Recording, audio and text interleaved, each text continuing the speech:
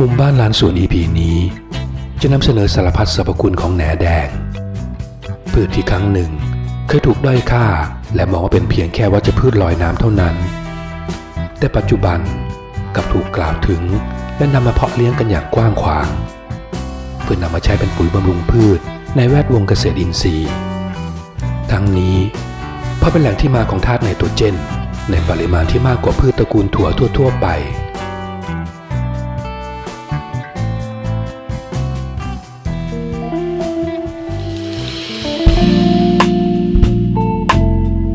แหนแดงถูกจัดอยู่ในพืชตระกูลเฟิร์นที่เจริญเติบโตอยู่บนผิวน้ำนิ่งในเขตอบอุ่นและเขตร้อนพบกระจายพันธุ์อยู่ทั่วโลกด้วยกัน7 สายพันธุ์ในประเทศไทยพบอยู่เพียงสายพันธุ์เดียวคืออะซอล่าพินาตาแม้จะรู้จักกันดีในชื่อแหนแดงแต่ปกติแล้วทั้งต้นก็จะเป็นสีเขียวเหมือนพืชทั่วไปเว้นแต่ในกรณีที่ต้นแก่จัดหรือขาดธาตุอาหารโดยเฉพาะอย่างยิ่งธาตุฟอสฟอรัสสีเขียวของต้นก็จะเปลี่ยนเป็นสีแดงคล้ำการเจริญเติบโตจะลดลงหากไม่เร่งใส่ปุ๋ยบำรุงก็อาจทำให้ต้นค่อยๆตายลงได้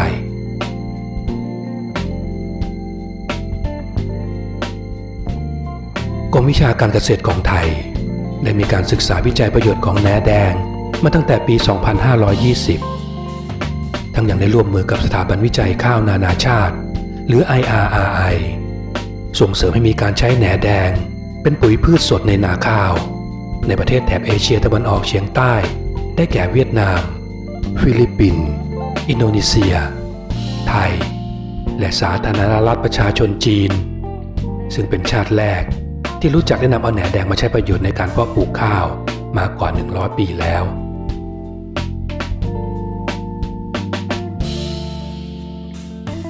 จากการศึกษาแหนแดงสายพันธุ์พื้นเมืองของไทย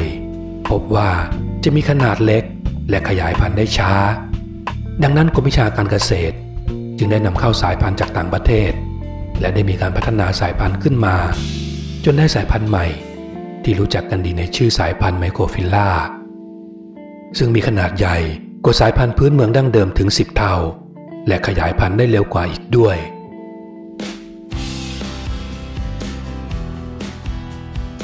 แหนแดงกับเกษตรอินทรีย์แหนแดงมีคุณสมบัติเป็นทั้งปุ๋ยพืชสดปุ๋ยชีวภาพและอาหารสัตว์มีไนโตรเจนเป็นองค์ประกอบสูงถึง 4.6% ซึ่งสูงกว่าพืชตระกูลถั่วที่พบอยู่เพียงแค่ 3% เท่านั้นทั้งนี้เนื่องจากใบของแหนแดงจะมีสารหลายสีเขียวแกมน้ำเงินหรือที่เรียกว่าไซยาโนแบคทีเรียอาศัยอยู่จึงสามารถตึงไนโตรเจนจากอากาศได้กลุ่มงานวิจัยจุลินทรีย์ดินได้ผลิตแหนแดงขึ้นเพื่อสนับสนุนงานเกษตรอินทรีย์หรือการทำเกษตรแบบผสมผสานตามทฤษฎีใหม่ของพระบาทสมเด็จพระบรมชนกาธิเบศรมหาภูมิพลอดุลยเดชมหาราชบรมนาถบพิตรและด้วยคุณลักษณะพิเศษเฉพาะตัวของแหนแดงทำให้เหมาะอย่างยิ่งที่จะนำมาใช้ในการทำเกษตรแบบอินทรีย์เพราะช่วยเพิ่มผลผลิตและลดค่าใช้จ่ายรวมถึงลดการใช้ปุ๋ยเคมีลงได้มากจากผลงานวิจัยเมื่อปี 2520 ถึง 2521 ของอดีตนักวิชาการเกษตรของกรมวิชาการเกษตรโดยนายประยูรสวัสดีและคณะวิจัยภายใต้โครงการความร่วมมือของสถาบันข้าวนานาชาติพบว่าการเลี้ยงแหนแดงแล้วไถกลบก่อนปักดำสามารถเพิ่มผลผลิตข้าวได้เทียบเท่ากับการใส่ปุ๋ยยูเรียในอัตรา 4.8 กิโลกรัมต่อไร่เช่นเดียวกันกับการเลี้ยงแหนแดงหลังการปักดำแล้วไถกลบก็จะให้ผลลัพธ์ออกมาใกล้เคียงกันทั้งนี้ยังพบว่าหากไถกลบ2 วิธีข้างต้นร่วมกันจะสามารถเพิ่มผลผลิตข้าวเปลือกได้เฉลี่ย160 กิโลกรัมต่อไร่และเมื่อนำมาใช้กับแปลงเพาะต้นกล้าก็จะช่วยให้ต้นกล้าโตเร็วจึงเท่ากับเป็นการช่วยลดระยะเวลาการเพาะต้นกล้าจากเดิม40 วันให้เหลือเพียงแค่30 วันเท่านั้น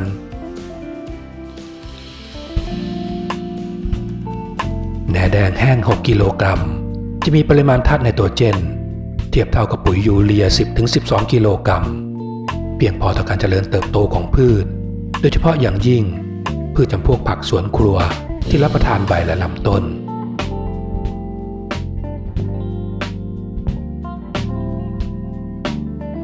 จากการศึกษาร่วมกันของกรมวิชาการเกษตรและมหาวิทยาลัยเกษตรศาสตร์ยังพบว่าแหน่แดงเหมาะกับการนำมาใช้กับพืชที่ขยายพันธุ์ด้วยวิธีการเพาะเลี้ยงเนื้อเยื่อได้เป็นอย่างดีโดยทำการศึกษาต้นกล้ากล้วยน้ำว้าที่ได้จากการเพาะเลี้ยงเนื้อเยื่อและพบว่าในระยะอนุบาลต้นกล้าจะอ่อนแอและไม่ตอบสนองต่อปุ๋ยเคมีเนื่องจากระบบท่อลำเลียงจะยังไม่สมบูรณ์การให้ปุ๋ยเคมีแก่ต้นกล้าในช่วงนี้จึงมักเป็นสาเหตุที่ทำให้ต้นกล้าเน่าตายได้อันเนื่องมาจากความเค็มของปุ๋ยเคมีนั่นเองดังนั้นจึงจะเป็นต้องใช้ระยะเวลาอนุบาลต้นกล้านานถึง20 วันก่อนที่จะเริ่มใส่ปุ๋ยบำรุงพืชได้แต่ในทางกลับกันหากนำแหนแดงผสมลงไปในวัสดุปลูกตั้งแต่เริ่มต้นก็พบว่าปลอดภัยต่อต้นกล้าในช่วงอนุบาลเป็นอย่างดีอีกทั้งต้นกล้ายังสามารถดูดซึมธาตุไนโตรเจนผ่านทางรากได้ทันทีทำให้ต้นกล้าแข็งแรงและเติบโตได้เร็วขึ้น